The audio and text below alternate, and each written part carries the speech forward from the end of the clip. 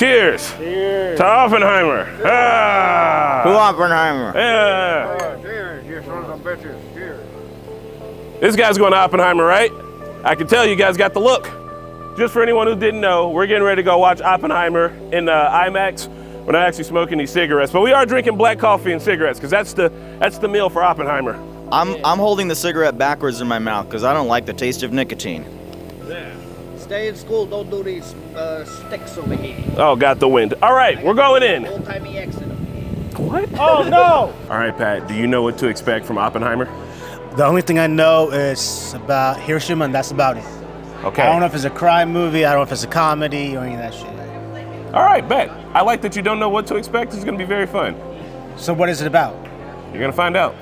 What Hey, what's up, y'all? It's Normies coming at you with a little bit of a movie review. Ooh. Just a little bit of one. And today we're talking about Oppenheimer. Yeah. My gosh. Oof. Were you blown away? Was it explosive? Oh. I hear it was That's a pretty it. hot That's all flick. We saw it, first of all, in the true IMAX experience, not the Limax that's in your local city, but one of 30 locations in the entire United States. What up, everybody? We're here at the State Museum. We just got done watching Oppenheimer, and I'm here with Ashton Gleckman. I'd love your shirt. Were you here for the double feature? I was. So I came to a screening on Tuesday night that Universal Pictures brought, an early screening, and then I was here tonight for the 9 o'clock screening on opening night. So That's awesome. What did you think about the movie? it is a true masterpiece, and I've seen every Christopher Nolan film multiple times, and this is his best film by far. Really? Okay. The score is by Oh, far yeah. going to win Best Original Score next year, and I'm in love with this film. It's amazing. It was everything that you thought it would be? 100%. What was your favorite part? I think Cillian Murphy is brilliant as J. Robert Oppenheimer. I think the cinematography by Hoyt van Hoytema is amazing. Absolutely. And I think Christopher Nolan's writing and research in the script to make it as historically accurate as possible is just almost jaw-dropping. So the IMAX screen that we were watching on today, I was told that we were supposed to say that it is the 70 millimeter true IMAX. The screen is 6 stories tall and 84 feet wide. It's huge. It is at times uncomfortably immersive. Yes. It's so... We had the best seats. You won't fall asleep. Dude, we had amazing seats on top of that. Cillian Murphy had never looked so tall. And His face just huge. And not just the visual quality, but the sound. Oh in there, my too. God. Yes. You felt it. The sound is incredible. And as we know, or as you guys are about to know, Christopher Nolan's really big on the sound designs in his movies. And so the sound is, well, as it always is equally as important as the visuals. And they really do go hand in hand to kind of enhance and hype up the way that it feels. And While we were at the theater, we also did a couple of interviews with people and talked to them. You guys will be seeing that throughout the video. And we want to give a shout out to the IMAX Theater at the State Museum here in Indianapolis, Indiana, for hooking us up with tickets and allowing us to record people inside of the theater. Not while the movie was playing, but right outside of the concessions, talking with folks. It was great. I'm going to tell you this right now, and one of the interviews agreed with us. If you're in the Midwest and you're within a 2-hour range of this theater, it's worth it, dude. You say watching a movie in a facility like this, if that movie's available, is absolutely the way to go. 1,000%. I think Christopher Nolan is the best director of all time, so he can't make a bad movie. And going off of that, I strongly agree with Chris's sentiment. And although I think this is a fabulous movie, I think that Dunkirk had more intensity. I agree.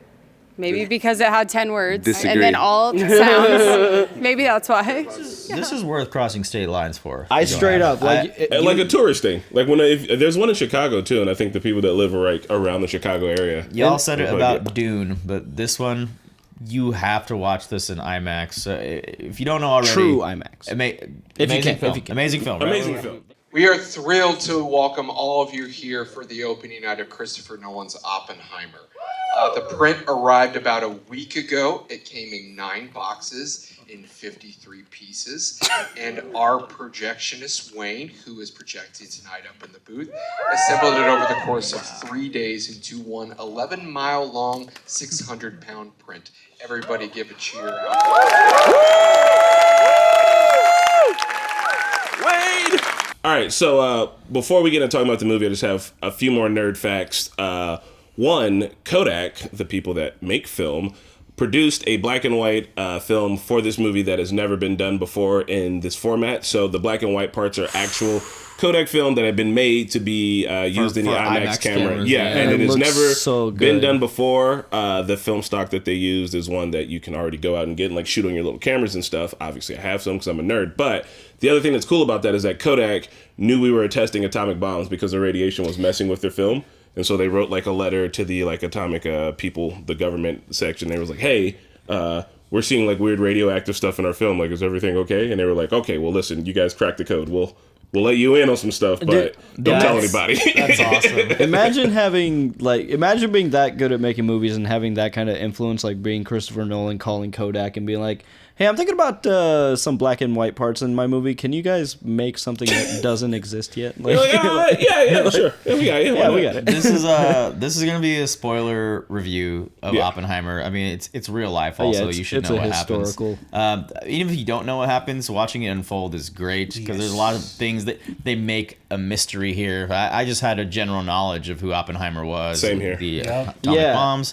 But they make this like historical mystery thriller almost, and if you don't know what it's about, real quick, Oppenheimer, he's basically the lead of the Manhattan Project, the hydrogen bomb, created the hydrogen bomb, the ones that dropped on the atom bomb. The hydrogen bomb came later. Oh, okay, I'm sorry, the atom bomb. The ones that dropped on Hiroshima and Nagasaki, and it's basically toiling with the creation, with how far we can go, with I don't know, your consciousness, like guilt. Yeah. What is it called? The pursuit of perfection at what cost, right? Yeah. I'll also say, too, for anyone who's worried about it, they do not idolize what we did to Japan. No. It is. Not. They never show it, but they do all the stuff that leads up to it and the ideas of it and everything that happens around it. They show the aftermath. They show how people react in real time. Like, also, it's a very political movie, too, that gets into the politics of who, and we'll save that for the movie, but they get into the politics of who he is and at the time that he's dealing with. So even though we all know Oppenheimer made the bomb, there's so much stuff about his life that we didn't know, and the movie's less about that, because if it was, then when he made the bomb, the movie would stop. But it does not stop. It goes on for about 20 more minutes to wrap up this actual story that it's trying to tell, which I think is much deeper than, like, guy made a bomb. It's much more about, like, how we treat scientists, how we use technology, our government, and like everything else around that. Yeah, what's interesting about the film is it is very dialogue heavy, but it's edited at like a breakneck speed. It's like watching Oppenheimer's entire life on like 1.5 speed. Like, you know, we're just going from scene to scene to scene, and the way it's intercut between like present events and how that leads into flashbacks, it's just edited really well, and like. Yeah. It could have been, I don't want to say boring, but I'm saying like it's so dialogue heavy that if it was approached in a different way, I could have seen this not being as like good for me. But like they just took the pacing. Yeah, the pacing's just good. Yeah, for a 3-hour movie, like, I didn't feel like a 3-hour. I didn't. That's feel mostly it, dialogue. Yeah. And every single scene was not boring. Yes. Like, there was not a single scene where I'm like, this is where I get up to pee. I thought I was gonna go pee and get concessions. No. I held it in. Barely anyone in the theater did. And the thing is, even in like the innocuous scenes where there's nothing really like political or anything happening, there's still like this just layer of tension throughout the entire movie that just doesn't let up. And you don't want to miss any like sweet ass Chris Nolan shots. Either. Oh, that's like, yeah. Like watching Ludwig Göransson creating a Oppenheimer on the fucking. Not a Oppenheimer.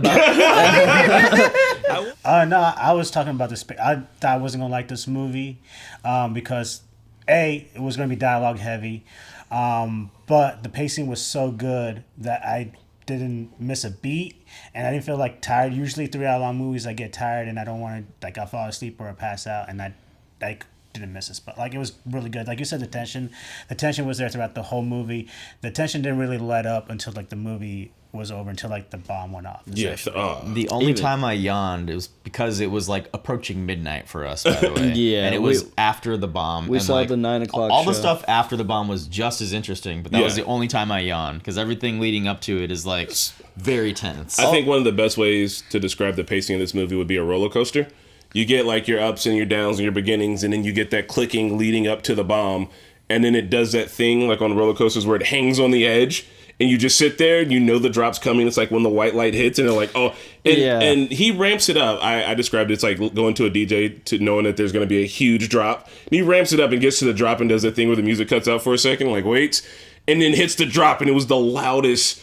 Crazy! I was like, I had to cover my ears for a second. Oh, I think I accidentally grabbed Serge. I was like, oh my god, please! My favorite part about that moment is the movie conditioned you from the beginning, because every time there was a explosion, they did that thing where you like it's science, like you'll see it before you hear it. Yeah. And so no movie does this. Yeah, they had to. And so they conditioned you for that moment, and so because I was expecting it's gonna be sudden, but you see this bright light and it's beautiful, and you're like, oh fuck, it's coming. Like it took a while. I was kind of like ready for, because it was gonna get loud, man, and I just loved how even with the fishbowl, how they're dropping the marbles and that building it up, man, shows the passage of time. Like the movie conditions you for certain moments, and the payoff is just like, whoo. It built to a peak like with the sound design. When you hear the thunder after you see the lightning, right? Yep. But like you never see movies do that, because it's just better for action movies to like, when you for the explosion, you're there. Yeah. But like, yeah, you're right. They conditioned you. They showed you what was gonna happen. But on that big of a scale, it took like 1 minute for that. Oh, I think they counted down at 45 seconds in real time. I think. Really? But that's also to show you like how far they have to be. Like, like because you don't hear, like you can infer the scale of this thing based on how long it took for us to hear it after seeing it. Like they were far away, and it still looked like a pillar of fire that they were pretty close to. Like, even so, the explosion itself was awesome to look at. I don't think I think maybe I built it up in my head that it was going to be huge, but you know, even on the IMAX screen, it looked incredible. But like, it wasn't like, I don't know. It wasn't the point of the movie. Like it wasn't the point. I wasn't like hinging on like this needs to be the best explosion ever. But I mean, it was incredible. But the articles very much hyped it up. You know, the articles hyped up the bomb. Like because I think they knew what to do. Don't worry about the like. It's still so like. Did he just make a fucking bomb? Because like, did he just make a hydrogen bomb? He made a big ass bomb, not an atom bomb. Yeah, I mean, like, did they just do that for real? Like, did they actually do that? Nolan wanted to do that because. I don't know how else you could do it without CGI, but like, yeah, you're gonna see like a lot of close-ups and stuff. I'm sure it was like very difficult to film, and it's. But the fire looked incredible. God, it looked real. When it was filling the screen, yeah. And then even after it died down with like it got less bright from the outside going in, like a big fire like that does. Yeah. So all right, we're gonna talk a little bit about the plot of the movie.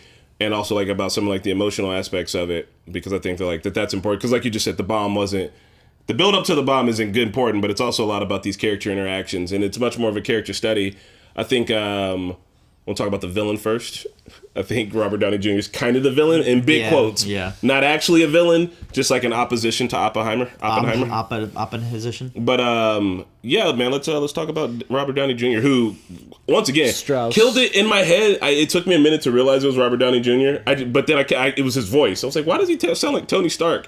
Oh, also the makeup. I have no idea what age anybody actually is. Yeah. Old them looks good, so does young them look good, and middle-aged them looks good, and I don't know where the magic's at, but it's in there somewhere. They're doing something. There's some haunting imagery too, with like the people's faces melting off. Crazy. Like that's actually what happened in Japan.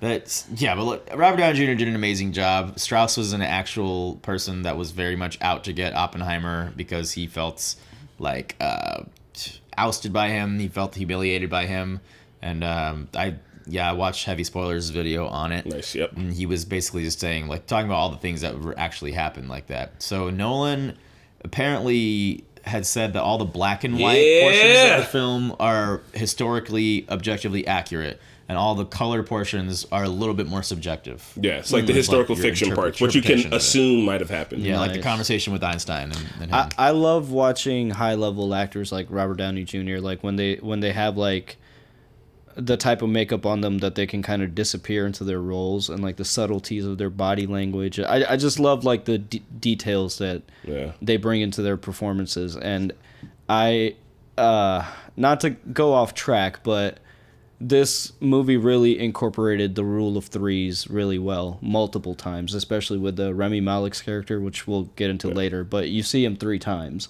and the third time you see him, you think you're gonna Because the first 2 times he saw Oppenheimer, he like shoved the pen away, shoved his clipboard away. So you think the third time he's gonna like fuck him over, but he doesn't. But I'm sorry, I got off track. But I just noticed like the rule of threes throughout this movie. Pat, what did you think about Robert Downey Jr.? It was weird for him not to have the Iron Man suit on. Still asshole though. Yeah. Iron Man's a good kind of asshole. He's becoming asshole. It's still some kind of weapons manufacturer, right? I'll be honest. I couldn't understand what. Like, I knew he didn't want an Oppenheimer to have that treaty or that to get rid of the arms race. So that was a good thing. So I don't know why he was trying to fight that. That was one thing I didn't get Strauss. He just wanted to derail him. So I will say this: the first 15 minutes of the movie, I was like, "What is going on? Who are all these people? What's happening?" There's no subtitles. I'm used to subtitles. But then about 15-20 minutes in, it hooks you in. Like they were just laying a lot of groundwork at the beginning, and then it all comes back, and it's made very clear. I don't think it's confusing. It's classic Nolan storytelling and editing, where it's like a story that's told out of order, but it'll come together. It all makes sense. But like Strauss, throughout while the hearing is happening, he's also running for Senate. I'm sorry, not Senate. He was trying to get on the cabinet. Some political power, yeah. So he was also being voted on being in the cabinet while that hearing was happening. So it was just, I don't know, there's so many moving pieces. It's just great. It's just a crazy amount of historical information told in a very Christopher Nolan way. You know, like, I don't think anybody could have delivered this film but Nolan. So, some layers for you. During this time when the Red Scare and the Cold War was getting started, and this ties in, I swear, a lot of politicians and a lot of like things that were put out in the media made labor unions and stuff like that seem like they were going to be bad, seem like they came from communism, because communism really focuses on workers as like the driving force for like an economy. And so like knowing that this movie's coming out while people are literally trying to, like, while they're on strike, trying to strengthen their unions, like, in Hollywood, feels like this is the movie of the summer that, like, once it gets big, that conversation is going to be sparking around a lot, because it's already built in that, like, Oppenheimer he took some interest in communism and was getting interested in the Communist Party, and because of that, they were able to keep a thumb on him, and they knew they were like, we can blacklist you. And that's even Grove. He was like, the reason why you chose me is because you know about my communist ties, and like if I step out of line, like I can't really go anywhere now. Yeah, you kind of got me. This premiere, the cast walked out in the premiere because they were going in. They were like, if the SAG actors issue the strike while we're in there, we're gonna walk out. And literally during the Oppenheimer premiere, they walked out, and they're like, because we respect what's trying to be told here. They want us to go see the movie. Go see the movie. Don't misinterpret the message. We as the viewers can go see the movie. They are the actors striking in solidarity. Yeah. But it all kind of ties in a little bit there. Yeah. The cast was incredible. Like Cillian Murphy, I was telling Chris, he's always been in Chris Nolan movies. Scarecrow in all three Batmans. Inception. Mm-hmm. I think he's in Dunkirk. And this is, I think, the first movie where he is the main character after being like a pillar in Chris Nolan films for so long. Mm-hmm. And this is like, it's like it was all leading up to this because he's so perfect. He's so subtle. His eyes tell the story. He disappeared into the role. Yeah. Also, Christopher Nolan's obsessed with surprise Matt Damon now. I don't care what it is. Oh, I knew Matt Damon was in the cast. Rattle off some people. Remy Malek, Josh Pugh. From Drake and Josh. Josh Peck. Josh Peck is that his name? Yeah. Josh Peck, bro. The dude from what was that show we used to watch? Joe. The Toxic Joe. The guy, Theo. Theo? Oh, yeah. Theo. I'm pretty sure we were saying he's in Halloween. I'm pretty sure one of the scientists was Gustav Skarsgård, but I can't be sure. Well, Bill Skarsgård, the younger Florence Skarsgård, Pugh, he's the other bad Emily guy. Blunt. Florence Pugh. Buffy. Josh Hartnett. Josh Hartnett in a minute. Dude, the mayor I was from so Buffy. psyched. Yeah, dude. Well, gosh. I thought he was going to say, well, gosh. So, I think I've always been a fan of Florence Pugh's kind of... Once again, I feel like a lot of the actors in this are low-key, but Florence Pugh kind of... I liked her part. I liked the role she played, and I was like, why is this important? And then later on, you're like, oh... God, it's catastrophically Did you guys important. notice, like, it was a very quick flash, but, like, along the time when she died, like the flashback, like it shows two versions. It shows her killing herself and then someone drowning her. And then somebody drowning her, so it's like kind of left ambiguous, because at that time they were talking to some hardcore government officials that were not above killing people. It was flashing between black and white and color also. Yeah, I think so, like, yeah. that's like Chris Nolan's way of saying... It could, yeah, exactly. I will also say, too, as a piece of disturbing imagery in here, when Oppenheimer is in the thing to see if he can get a secret clearance status like re-invoked, there's an image when he has to admit that he cheated on his wife with a person who was a communist. Oh yeah. And there's an image of like them having, like, he's naked in the room to be like, he's stripped down now, like, and they're talking about like his most intimate life. You can see his wife like just off in the background, and then they show him like in a very classy way, like having sex, like cheating on his wife, like in this room while it's happening, and it feels like a nightmare. Yeah. And I think that like they nailed that. It was perfect. That's exactly the feeling. It felt like an absolute fucking, for everyone involved, for the wife seeing it, for the husband thinking it, it's like a nightmare. And I was like, y'all are portraying this in a way that makes me feel like whoever wrote this is kind of fucked up. Every single actor brought just beyond an A game. And I think they all were just very excited to be there. We haven't even scraped how many people are here. I'm pretty sure Jasper from the 100 was in it. Dude, he's the dude that throws up with the just so Alden many. Ehrenreich showed me that he is actually a great actor. Who? Fucking Solo? Who was Solo in this? He's the one. He was talking to Robert Downey Jr.'s character the whole time, and he was my god! He was smiling when the cool dude at the end was kind of stuffing. He was getting the comeuppance. Yes, dude. Alden Ehrenreich. I love this part when he finally catches on to what's been happening, and then he's just that shit-eating grin. He's just like, you motherfucker. Like, he was happy to see Strauss. Yeah, I love being dude. pulled. Yeah, such great. I do want to talk about a few things towards the end, but I want to ask Pat. Pat, what did you think about the way that the movie looked? I know you're not like a big on like film buff or like the way things looked, but like just the imagery. Like, what did you think about like how it looked? I thought it looked really good. When I heard that it was going to be on film, I thought it was going to be grainy, but it wasn't grainy at all. It was super detailed.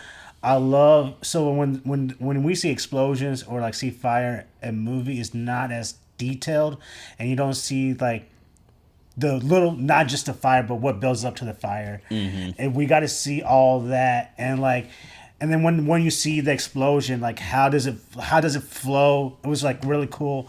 I thought it looked really good.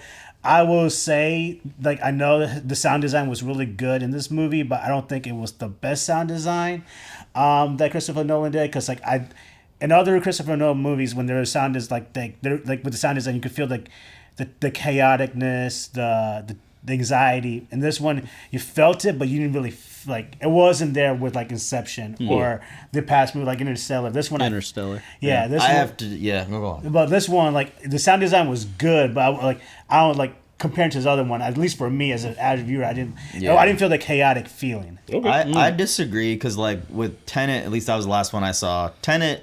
It's a vibes movie, and the soundtrack is cranked. That wasn't Zimmer either. All the way up to here. But I'm saying the sound design in there, the volume of the music is so loud you can't hear the fucking dialogue. Yeah. And here that happened. I think that was done on purpose. No, Tenet, it definitely was. Yeah. It's a vibes movie. But like this one, my favorite part of the entire movie, and it's largely credited to the sound design, is after the bombs drop in Japan and he's announcing it to that room and everyone's clapping and cheering. Oh, man. It's the footsteps. It's like it's a blend of people actually applauding, but the sound design is done so subtly that it sounds like screams and people dying in agony, and like the flash, and he sees people crying, he sees people throwing up, kissing, like what people ducking and covering, what you would actually do in a nuclear bomb.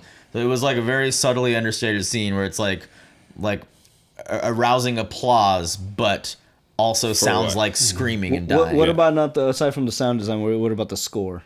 Oh, bro, Ludwig went off. I think. Oppenheimer, baby. Bro, I want to compare it to, because I saw here. I think the ratcheting of the tension. This was not Zimmer. No, it's Ludwig Göransson. Oh wow. I think the ratcheting of the tension is super good, and I think it pairs well with the score. I saw Dunkirk, And the whole entire score, I think it's Hans Zimmer on Dunkirk. The whole entire score is like this ticking clock because you know that in Dunkirk they have to get across the English Channel in a certain amount of time or like bad things are going to happen. And me and Marquetta watched it and I think I chewed like half of my fingernails off. And I was like, this is good, but it's too good. It was like Uncut Gems where I was like, I don't know that I can watch this movie again because it's giving me anxiety. But this one, I felt like they did a really good job at riding that tension to letting it like...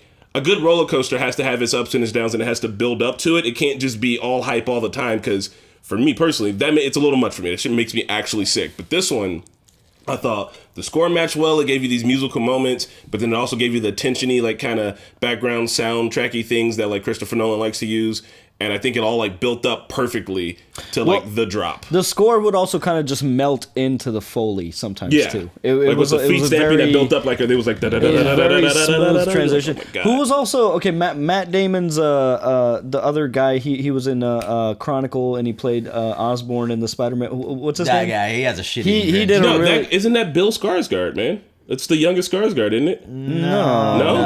I know who you're talking about. The guy. But he did a really great job too. That's why you guys ignored me saying it 3 times because I was wrong. I thought I was right. Okay. So what was also the significance? Okay, so going from color and black and white, I also noticed it going from 4:3 to widescreen. That's just the camera. Yeah, so it's just the camera. The IMAX camera fills up the whole screen, and when it goes to a regular camera, it's just the widescreen. So so not everything was filmed in. Yeah, so it's like a percentage. Like the biggest ones, that's a 70 millimeter. Some of the squished ones are like 65 millimeter, and then I think there's another one. Christopher Nolan put out a picture online. I'll show the picture here, where it shows you all of the different aspect ratios used. Yeah. So I don't know why it switches in between those, but I do know that like. I don't know. I felt like when it got to the wide bars, things were about to get serious. Like, yeah, I kind of was. Pay a little more attention here. I wasn't paying attention to that. Because the first time I noticed it is when he goes to the woods to talk to Einstein to show him like the equation about the potential of the atmospheric, which is real, which is wild. As he's reading it, like goes to widescreen, and you're just like, oh fuck, what the fuck? Like, there's like a subtle change. I didn't think about that, but if he thought that through that intricately, then maybe that's incredible. I thought it was just technicality. You might have played it, but. The person who got delivered the reel at our theater, it was in like 5 boxes. I think it says 6 boxes, weighed 600 pounds. So 100 pounds each, and then 11 miles long. 11 miles long of reel. Think how gigantic that has to be He said assembled. It took him 3 days to put it together. I was like, what do you got to put the film together? Y'all up there taping this thing? Like, I want to see that process, but I guarantee it's a closed room. Because they're like, bro, there's only so many of these in the world. We can't have everybody up here. So, like, how... If you had to put this movie into a genre, like, is it a suspense, a thriller, historical mystery, biopic, thriller biopic? Yeah, that's when we were trying to figure out what the genre was going to be. I think Pat asked, "You're like, what genre is this?" And it was like 10 different things. I was like, "Well, that can't be right." And we watched it. I think it is 10 different things. It's incredible. It's the most heinous thing that's probably ever happened on this earth. So building up to it, you just kind of have this uneasy feeling. You're like.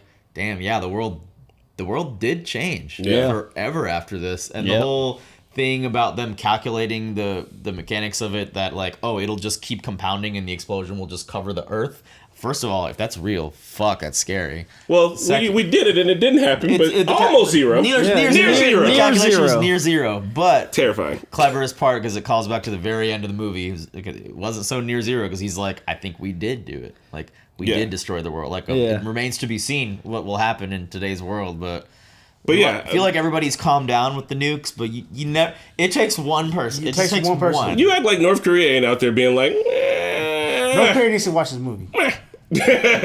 Probably, but like so it's interesting. It's the dawn of the nuclear age. We exist with this. We had to go through a Cold War after this, and so many other things. We're in a forever Cold War. Honestly, the Cold War is back on again. I really liked how it's crazy they were showing so much progress in science, but it was kind of leading up to this destructive things. Like they were kind of like black holes. He was like, some kind of hole in space. Yeah, like how a sun, a sun dies out. But I'm saying that was such a new concept, and like that's something we just like study now. Is like like black holes in general. But like for them, the context was like leading up to this thing. Yeah, so it's just like this. It turning into a bomb was crazy because like that stuff I find interesting too. I'm not a quantum physicist, but it's cool them like just being curious about science to eventually being like, shit. Oh, this is a bomb. Well, I think that's the kind of thing is that anything, right? Anything can be a weapon. Any piece of science we have, we can turn into a weapon. It just depends on how we use it. I was a big fan of how he was like, I'm just theory. And the other guy was like, we got to make shit. I'm over in the other room smashing neutrons. And I like that that's science as much as the theory is. I like that the two theorists or the big theory guys in the movie, Einstein and Oppenheimer, are both like, we're kind of terrible at math. So it's like showing you like, even if you can be bad at some of these disciplines and still be great at what you do because it's a collaborative effort. And as the scientists kept talking, they were like, we need to collab on this. We need to collab on this. Like, that's how we get this done, is by collaboration. And the Army's like, no, we need to not do that. Also, we don't need to collaborate this information across the world. We need to hold on to it. And all the scientists, because they're scientists and they understand that collaboration is, humans doing their best at best times, smartest around the world. Like, let's do that. And I love that you got that. You also had the all of the suits and guys talking about how like the Russians were never going to figure out the bomb and this and that. Us knowing that the Russians are about to get to space first because like they can. And always have underestimated them, but like they've always had. I mean, we feel like they don't have anything and they keep doing stuff still. So it's like it's a really good movie to kind of just show all those different dichotomies. And I just love that like the collaboration aspect was there. That like you got your theory guys, you got your other guys, you got your people who build the things, we got the metallurgists. Political people just trying to advance their own agenda and using Oppenheimer as a means to an end. Harry S. Truman actually did call him a crybaby. God, Lord have mercy. Crazy. That's real. Oh, and Hoover. Oh my. All right, so before Hoover became president, J. Edgar Hoover was not the president. I just learned it was Herbert Hoover. Too many Hoovers for president. I got you on but Hoovers. Still, though, Stick to your director vacuums. of the FBI, he did tap phones and MLK and also Oppenheimer. Great film altogether.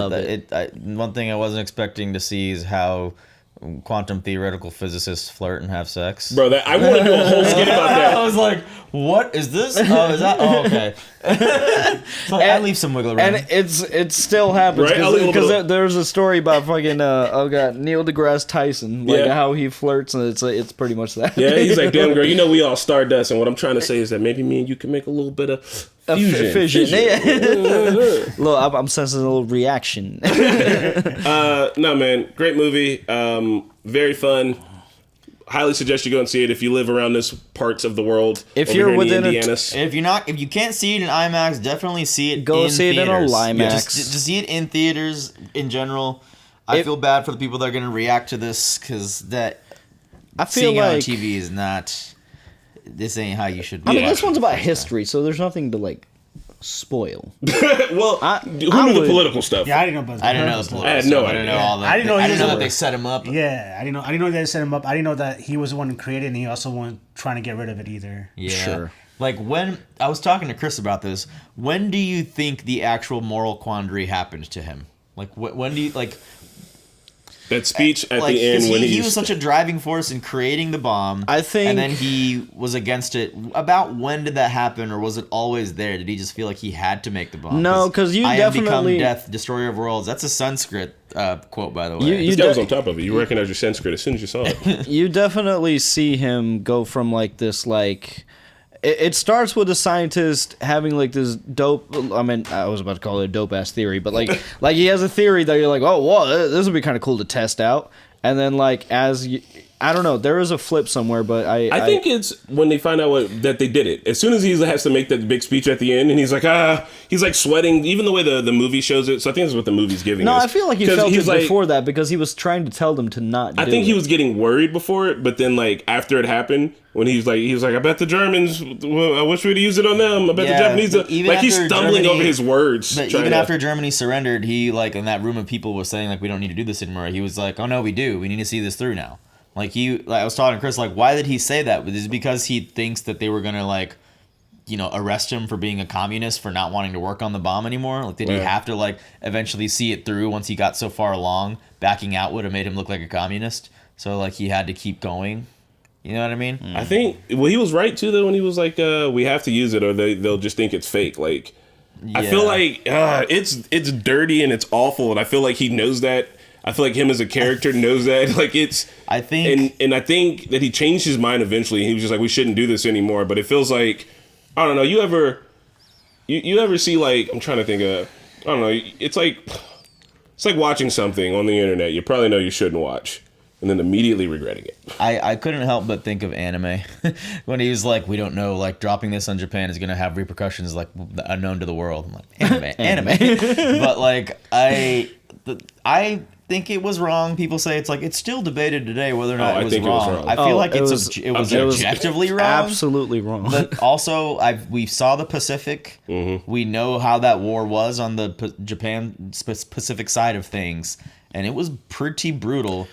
Don't think it was worth condemning a bunch of innocent people to die for just to get out of a war. Though. I would have agreed. We wouldn't do it today. If we wouldn't do it today, we probably shouldn't have done it back then. I don't agree with dropping an atomic bomb anywhere, but at least some people in the room were like, we should give them a heads up so they can evacuate. And then they were like, nah, can't do that. They'll just move stuff. Apparently they did. Apparently they were like, surrender now or suffer catastrophic consequences. They didn't say what. Yeah. But that's even like, if they would have said what they would have known. That's just shit talking amongst generals. You know, it's like, okay. Yeah, so like, I don't know. I mean, the dark truth is somebody would have done it eventually. Yeah. Like somebody would have done it, and that's not to justify like it might as well have been us. Like I wish it wasn't us, because like as you know, as much as America wants to stand for like, you know, we're like the peacekeepers. Like we are the only biggest gun, baby. We are the only country in the history of humanity to have done that. But I mean, Oppenheimer does. Because he does say this at one point too, that like they had to do it to show how awful it was, so that no one else would do it again. And like that's kind of fucked up to say too. Yeah, but I mean, it is. But I think that's kind of the movie, right? It's just like it's not. You say like someone would have done it eventually, and here's the movie, guys, about that person that did do it. That's like it's an important film. Like it is. I think it's a very important film. And like I said, like they don't glorify it very for good. a second. No. And I do also think that. That's horrifying. The movie shows you too that like we're about to get into the Cold War. Look at the sentiments it brought about on both sides of the Cold War. Mentioned. Look at how it fucked up everybody. Like literally, like the war. It changed the world in a way that we couldn't have comprehended, and now like that we still can't really comprehend. We're still here in the same Cold War. It was still weird here. Seeing everybody cheer for every test. Yeah, I feel like that's really the only reason why shit hasn't like popped off majorly. I mean, like in a way that they did achieve like, you know, quote unquote peace. Because like I feel like if capture something dumb and does something stupid. I feel like if this technology didn't exist and never existed, I feel like we'd have a war every like 20, 30 years. I agree with that. We do have a war every 20, 30 years. But I mean, it's different now, you know. Like there's war going on right now. I mean, I see what you mean, but also like a major conflict. Yeah, now we just do proxy like wars. A worldwide conflict. All, dude, I feel exactly Metal what Gear you're saying, but like this shit. Hideo Kojima knew this from Metal Gear Solid. I wonder 2. why Hideo Kojima would be so interested in making things about war and stuff and what the future would be like. It's like he's from a country that might have got the fuck bombed out of it at one point. He's talked about how like the world in the future is just going to be fought with proxy wars, and like that's what it's been the last 10, 20 years. It's going to keep being that. But like, oh, these people in the Congo are fighting these people here, but really it's Russia funding this people, and it's the U.S. and NATO funding these people. Still, and same Cold War. It gets all blurry. Who's actually funding who? But no, it's just some quote unquote savages fighting each other. That's been happening. That is happening. Anyway, politics. We'll save our geopolitical topics for another time when we actually know more, because obviously we don't know shit. Great movie. Go see it. 10 out of 10. Hey, you gotta Regardless, IMAX is the way to go for any theatrical experience. True IMAX. If you are a true, yes, not Limax, not Emax, It's the stadium seating that makes all the difference. or just the actual cinematography coming to life and being in the experience. Agreed. And with that, I will not mic drop, but I will say, and cut.